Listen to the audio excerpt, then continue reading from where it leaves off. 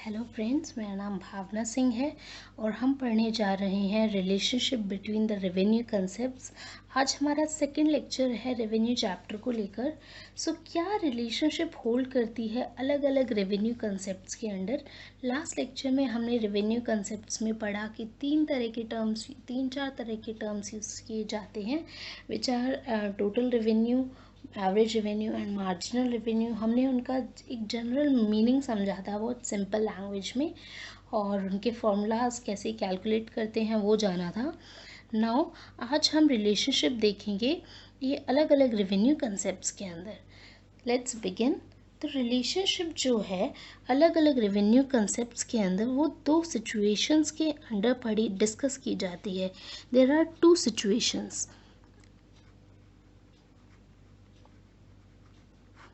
पहली सिचुएशन होती है when price remains constant.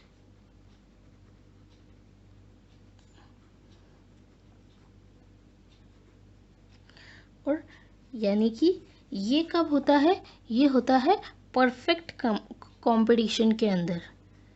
It perfect competition, आप सोचेंगे परफेक्ट कंपटीशन है क्या, कुछ समझ नहीं आ रहा व्हाट इज़ परफेक्ट कंपटीशन, अभी तक हमने डिस्कस नहीं किया है। तो मैं आपको अभी एक स्लाइट आइडिया दूंगी परफेक्ट कंपटीशन क्या है। बाकी इसके बारे में हम आगे मार्केट्स के चैप्टर में पढ़ेंगे, तो वहाँ पे एक डिटेल्ड हम पढ़ने वाले हैं परफेक्ट कंपटीशन क्या होता है। और सेकेंड सिचुएशन होती है when prices fall, when price falls with rise in output।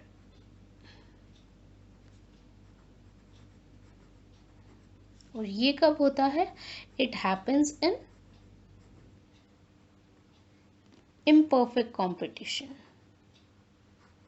ये परफेक्ट है और ये क्या है, इम्परफेक्ट कंपटीशन के केस में ऐसा होता है।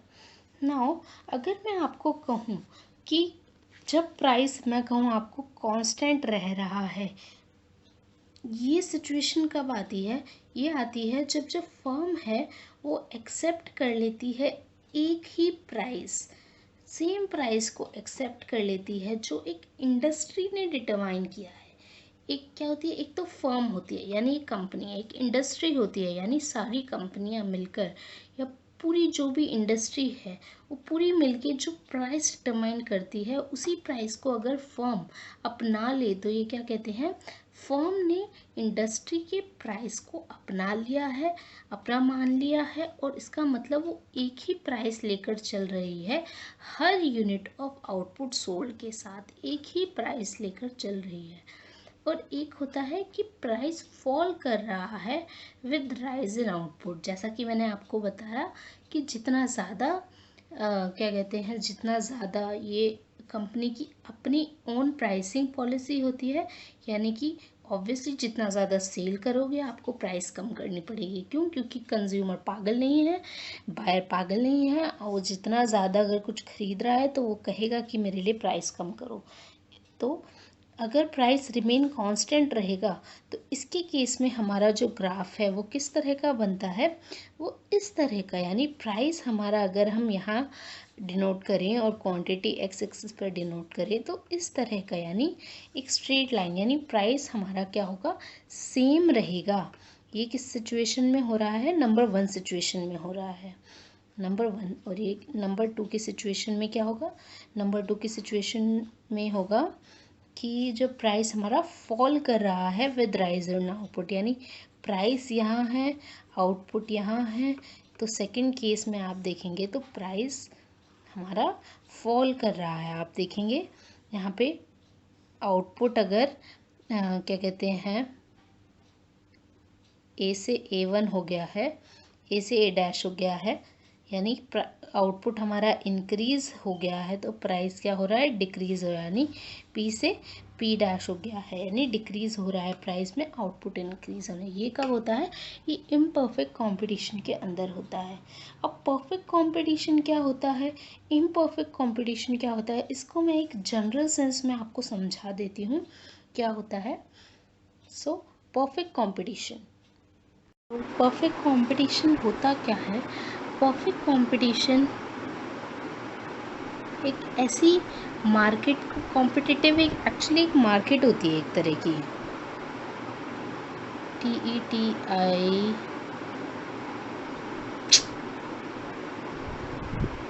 कंपटीशन। परफेक्ट कंपटीशन क्या होता है? एक ऐसी एक्चुअली एक मार्केट होती है या एक ऐसी सिचुएशन होती है, यहाँ पे हर चीज़, एक ऐसी मार्केट होती है जहाँ पे क्या होता है, हर चीज़ जो है परफेक्ट होती है एक तरह से। नाम से ही पता है परफेक्ट होने का क्या मतलब हुआ। परफेक्ट होने का मतलब हुआ एक ऐसी मार्केट जहाँ पे फ्री एंट्री हो किसकी, फर्म्स की।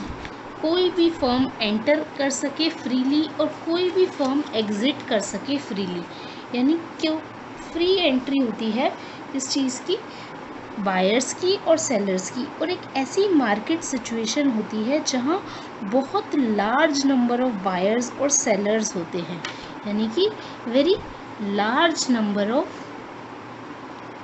बायर्स एंड सेलर्स होते हैं इसके अंदर, जो कि होमोजीनियस प्रोडक्ट यानी एक जैसे प्रोडक्ट एक तरह से वो सेल करते हैं, और वो भी एक सिंगल यूनिफॉर्म प्राइस पर, यानी एक ही प्राइस पर एक जैसे प्रोडक्ट्स यानी होमोजीनियस प्रोडक्ट्स।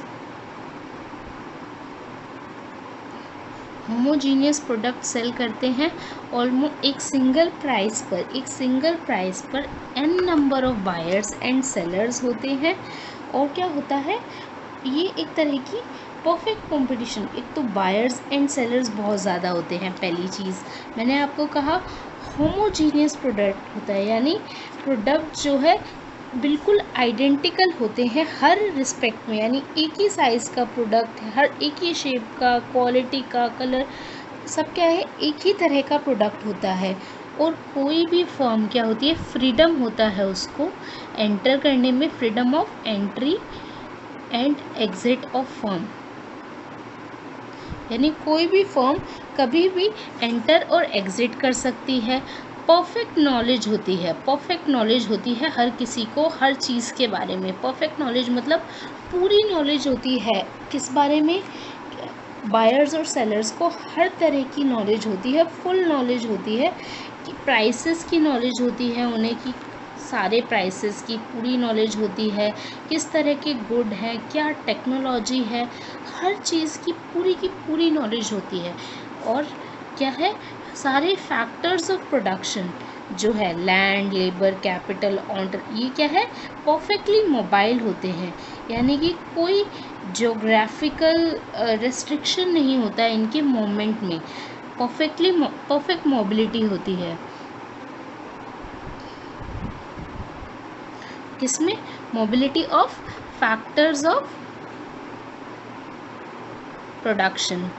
और ट्रांसपोर्टेशन, नो ट्रांसपोर्टेशन कॉस्ट, कोई ट्रांसपोर्ट की कॉस्ट भी नहीं लगती है किसी भी चीज़ में, और सेलिंग कॉस्ट भी नहीं होते, no selling cost are there.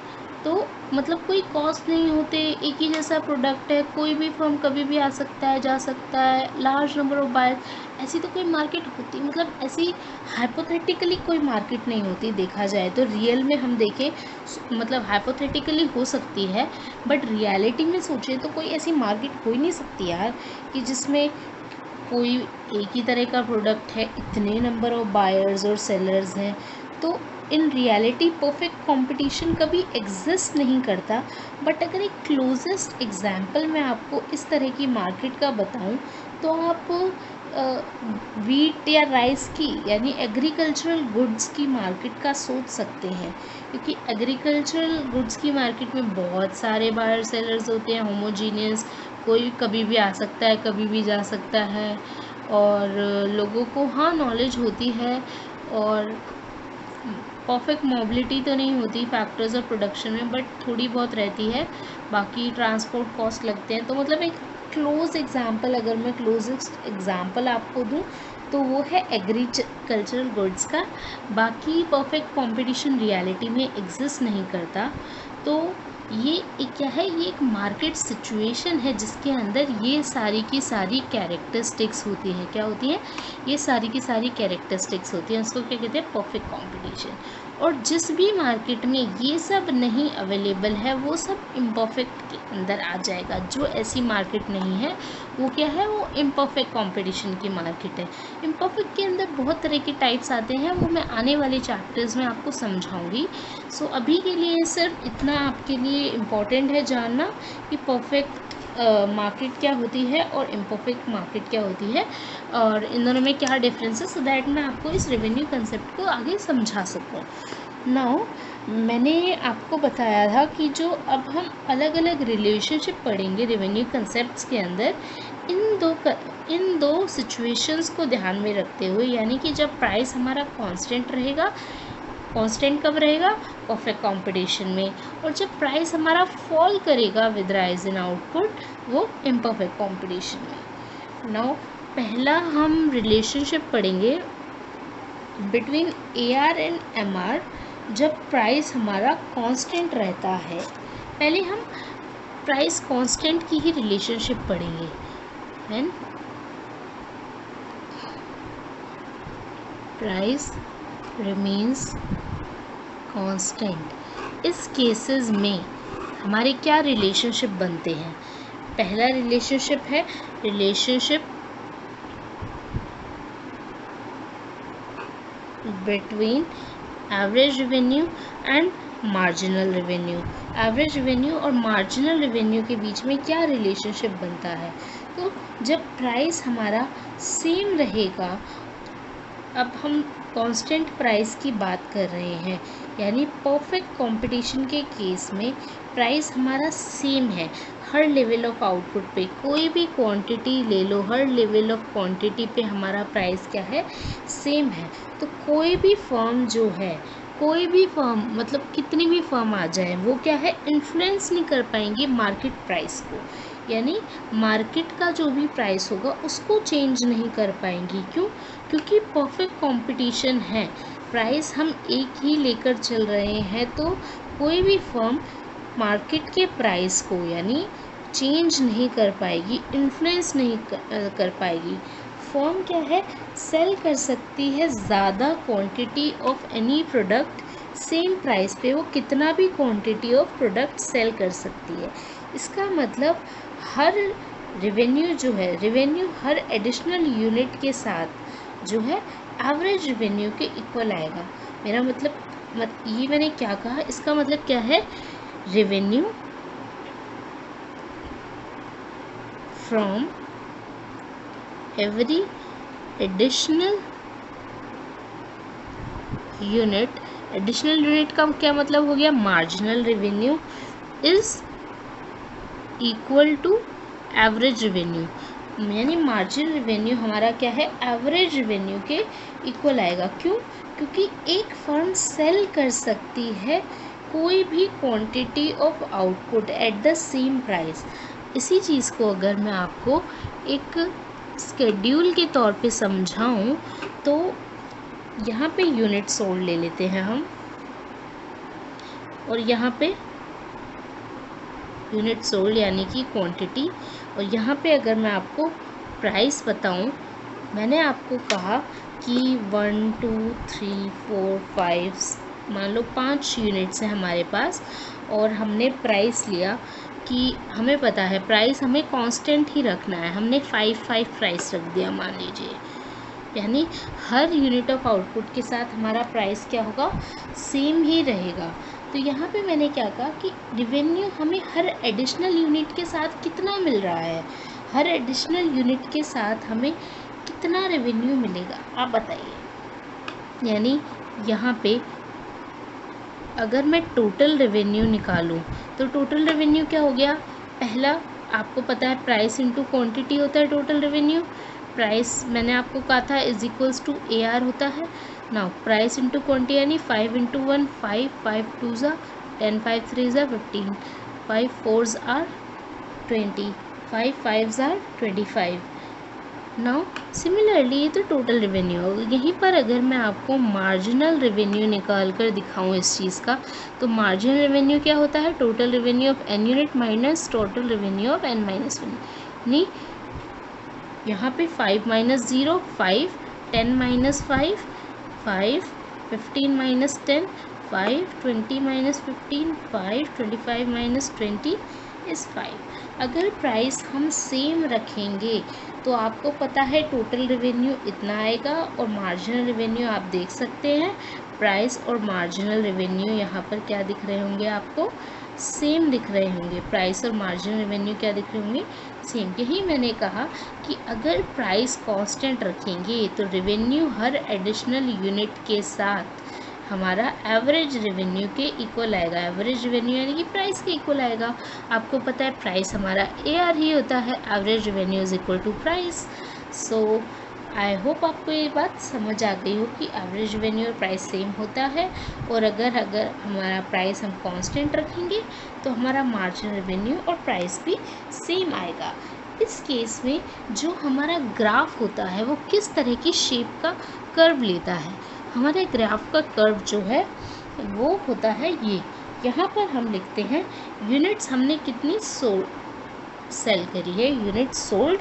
यहाँ पे हम एवरेज रेवेन्यू या मार्जिनल रेवेन्यू हम डिनोट करेंगे। अब मैंने आपको बताया कि प्राइस हमारा 5 ले लिया हमने, 1 2 3 4, ठीक है, 5 हमने प्राइस ले लिया। और जो हमारा एवरेज रेवेन्यू के इक्वल है, अब मैंने आपको बताया मार्जिनल रेवेन्यू भी इनके सेम ही है। तो price is equals to average revenue is equals to क्या है? मार्जिनल रेवेन्यू 1 यूनिट पे, 2 यूनिट पे, 3 यूनिट पे, 4 यूनिट पे एंड 5 यूनिट पे भी।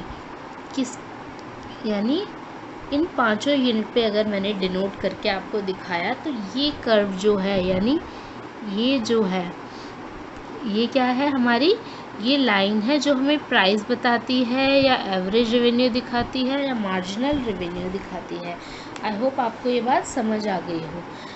हमने देख लिया कि इस स्केड्यूल और डायग्राम से इन दोनों चीज़ों से हमें पता लग गया कि प्राइस यानी कि एवरेज रेवेन्यू सेम रहता है at all level of output और इक्वल रहता है मार्जिनल रेवेन्यू के, और एज अ रिज़ल्ट जो डिमांड कर्व है या फिर एवरेज रेवेन्यू कर्व है, एवरेज रेवेन्यू कर्व या फिर डिमांड कर्व यानी कि प्राइस का कर्व जो है वो हमारा परफेक्टली इलास्टिक होता है।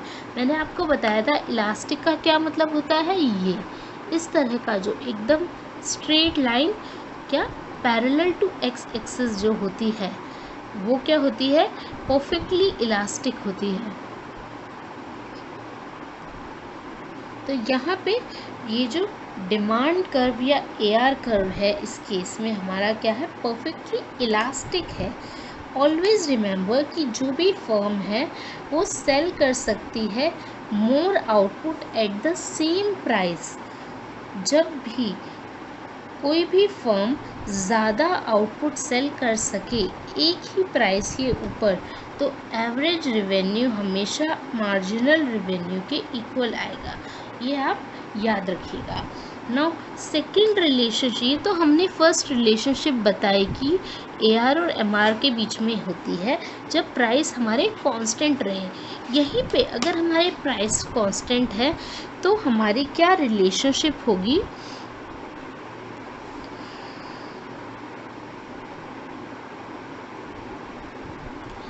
किसके बीच में? Total revenue and marginal revenue के बीच में क्या रिलेशनशिप होगी जब प्राइस हमारा क्या होता है? When price is constant.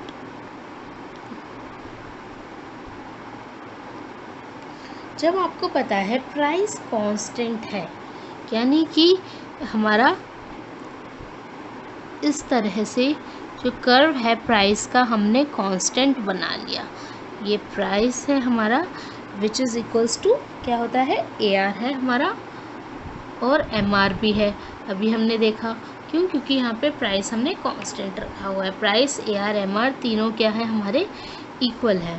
तो यहाँ पे मैं आपका 5 प्राइस लेके रख देती हूँ। इसी केस में मैंने आपको कहा कि प्राइस कांस्टेंट है, तो फर्म क्या कर सकती है, सेल कर सकती है कोई भी क्वांटिटी ऑफ आउटपुट एक फिक्स प्राइस पे जो मार्केट ने फिक्स किया है। यानी ये फिक्स प्राइस है जो मार्केट ने फिक्स कर दिया। जब प्राइस हमारा कांस्टेंट रहेगा तो फर्म क्या है, कोई भी क्वांटिटी ऑफ आउटपुट सेल कर सकती है इस फिक्स प्राइस के ऊपर। एज अ रिजल्ट क्या होता है, मार्जिनल रेवेन्यू जो है हॉरिजॉन्टल स्ट्रेट लाइन होता है पैरेलल टू एक्स एक्सिस। और जैसे कि हमें पता है मार्जिनल रेवेन्यू हमारा कांस्टेंट रहेगा, तो ऑब्वियसली मार्जिनल का मतलब क्या होता है, एडिशनल। हर एडिशन हमारा एक ही रहेगा, एक ही यूनिट से अगर हमारा एडिशन होता रह रहा है, मान लो कि एग्जाम्पल के तौर पर कि एक ही नंबर से अगर किसी चीज़ में एडिशन होता रहता है, मान लो मैंने यहाँ पे 10 लिया, यहाँ पे 10 का ही एडिशन हो गया 20, फिर 10 का एडिशन हो गया 30, फिर 10 का एडिशन हो गया 40, यानी मार्जिनल रेवेन्यू क्या है, हमारा सेम है।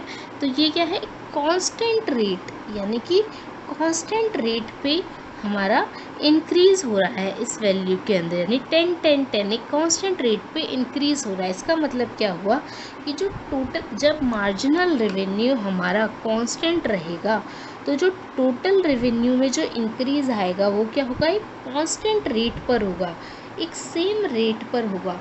और इसी की वजह से टोटल रेवेन्यू कर्व जो है हमारा 45 डिग्री का पॉजिटिवली स्लोप्ड स्ट्रेट लाइन होता है, इस तरह का, यानी 45 degree positively sloped straight line, इस तरह का कर्व होता है। ये अभी मैं आपको समझा देती हूँ। यहीं पे पहले वाला ही एग्जाम्पल अगर हम स्केड्यूल लेकर चलें तो यहाँ पे हमने यूनिट्स सोल्ड दिखा दिया, यहाँ पे प्राइस या फिर AR शो कर देंगे, यहाँ पे TR, एंड देन यहाँ पे marginal revenue. Unit sold 1 2 3 4 and 5, price मैंने आपको कहा था 5 लेकर चलते हैं। मार्जिनल रेवेन्यू भी हमने कहा था जब price is equals to AR होगा तो मार्जिन रेवेन्यू भी 5 होगा। जब हमने प्राइस कांस्टेंट ले लिया है तो मार्जिनल रेवेन्यू भी सेम आएगा। इनके टोटल रेवेन्यू क्या आया 5, यहाँ पे इन दोनों को ऐड कर देंगे 10, फिर 10 + 5 15, फिर 15, या तो इस तरह से निकाल लेंगे या फिर प्राइस इनटू क्वांटिटी निकाल लेते हैं। 5 1 = 5, 5 2 = 10, 5 3 = 15, 5 4 = 20, 5 5 = 25। ये टोटल रेवेन्यू आ गया। अब आप देखेंगे टोटल रेवेन्यू में कितना इंक्रीज़ हो रहा है। मैंने आपको बताया था ये हमारे वैसे टोटल रेवेन्यू का इंक्रीज़ ही होता है, ये 5 का इंक्रीज़ 5, यानी एक ही कांस्टेंट रेट पे इंक्रीज़ हो रहा है। किस पे, एक कांस्टेंट रेट पे इंक्रीज़ हो रहा है। इसी चीज़ को अगर मैं आपको इसी ग्राफ में यहीं पर डिनोट करके दिखाऊं तो आप देखेंगे 1 यूनिट पर टोटल रेवेन्यू हमारा 1 2 3 4 5 यूनिट्स ले लेते हैं, ओके, एंड 5 मैंने बहुत ऊपर ले लिया, ओके। आपको मैं यहाँ पे एक ग्राफ बना देती हूँ 1 2 3 4 एंड 5। यहाँ पे 5 10 15 20 25 30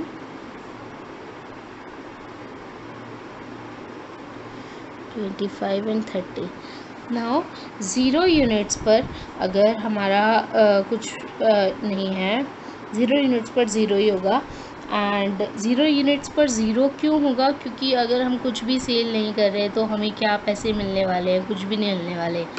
0 1 यूनिट हमने सेल करी, 1 यूनिट हमने बेची, हमें कितना प्राइस मिला, 5 रुपये मिला। हमने 2 यूनिट बेची, हमें कितने मिले, 10 रुपये मिले। हमने 3 यूनिट बेची, हमें कितने मिले, 15 रुपये मिले। 4 यूनिट बेची, हमें कितने मिले, 20 रुपये मिले। 4 यूनिट पे 20 रुपीज़। 5 बेचे तो हमें 25 रुपये मिले। 5 बेचने पे हमें 25 रुपये मिले। तो हमारा किस तरह का ग्राफ बन गया है, ये स्ट्रेट लाइन बन गई है। स्ट्रेट लाइन बन गई है हमारे ग्राफ की, क्या बन गई है, एक स्ट्रेट लाइन बन गई है, यानी 45 डिग्री लाइन बनी है। और ये क्या है, ये टोटल रेवेन्यू कर्व की लाइन है। ये क्या है, 45 डिग्री का एंगल बना है। और यहीं पर हमारा ये लाइन क्या है, ये है हमारी price is equals to AR is equals to MR की लाइन है, जो ये वाली लाइन थी। मैंने यहाँ क्यों नहीं बताया, क्योंकि यहाँ पे 5 ही मैंने यहाँ पे लिख दिया, तो ऊपर 25 तक जाने की जगह नहीं थी। तो यहाँ पे मैंने छोटे यूनिट्स में आपको ये डायग्राम में समझा दिया है कि इस तरह का हमारा क्या बनेगा, ग्राफ बनेगा। टोटल रेवेन्यू हमारा 45 डिग्री लाइन लेगा जब प्राइस हमारा कांस्टेंट होगा। क्या होगा, जब प्राइस हमारा कांस्टेंट होगा। और रिलेशनशिप क्या होती है, अब तीसरी रिलेशनशिप हम पढ़ते हैं, relationship between total revenue and price line. Total revenue और प्राइस लाइन के अंदर हम रिलेशनशिप पढ़ेंगे। ये जनरल रिलेशनशिप है कि प्राइस जब हमारा कांस्टेंट रहेगा, यानी प्राइस कांस्टेंट लेंगे हम हर लेवल ऑफ आउटपुट पे, तो मैंने आपको बताया price is equals to average revenue is equals to margin revenue होगा। तो इसका मतलब क्या होगा, प्राइस लाइन भी हमारी सेम रहेगी MR लाइन की तरह। प्राइस लाइन भी क्या रहेगी, सेम रहेगी। ये मैं आपको समझा दिया है। ऑल्सो आपको पता है टोटल रेवेन्यू क्या होता है, समेशन ऑफ मार्जिनल रेवेन्यू होता है। टोटल रेवेन्यू क्या होता है, समेशन होता है मार्जिनल रेवेन्यू का। सो जो area under the marginal revenue curve जो है, area under the marginal revenue curve या area under the price line या area under the average revenue curve क्या होगा, वो टोटल रेवेन्यू होगा। यानी मार्जिनल रेवेन्यू को सबको मिलाकर टोटल रेवेन्यू बना। यानी अगर यहाँ पे हमने ये मार्जिनल रेवेन्यू रख दिया और यही हमें पता है प्राइस है और यही एवरेज रेवेन्यू है, तो सारे मार्जिनल रेवेन्यू को मिलाकर अगर टोटल रेवेन्यू बनता है, तो यानी area under the marginal revenue curve या प्राइस लाइन क्या होगा, टोटल रेवेन्यू के बराबर होता है। यहाँ पे क्वांटिटी आ जाती है एंड यहाँ पे आई गेस ये AR TR MR ये सब आ जाएंगे। यानी टोटल रेवेन्यू क्या है हमारा, at marginal revenue level of output क्या होगा, आउटपुट होगा। अगर हमने ये O लिया, इसको हम O की तरह डिनोट करते हैं और इसको प्राइस ले लेते हैं, P ले लिया हमने, इधर Q ले लिया।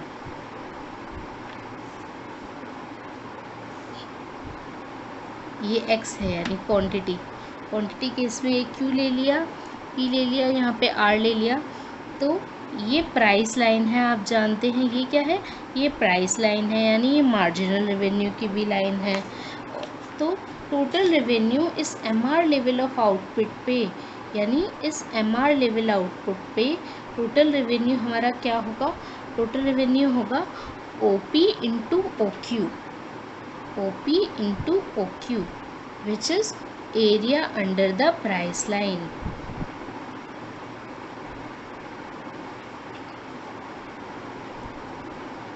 Area under the price line. I hope आपको ये बात समझ आ गई हो कि प्राइस अगर कांस्टेंट रहता है तो क्या रिलेशनशिप रहती है, जब प्राइस क्या होता है, कांस्टेंट रहता है, तो क्या रिलेशनशिप होती है, AR में, MR में, TR में क्या रिलेशनशिप होती है। नेक्स्ट लेक्चर में हम पढ़ेंगे कि अगर हमारा प्राइस फॉल करता है विद राइज इन आउटपुट तो क्या रिलेशनशिप होती है। प्राइस अगर हमारा फॉल करेगा विद राइज इन आउटपुट तो क्या रिलेशनशिप होगी।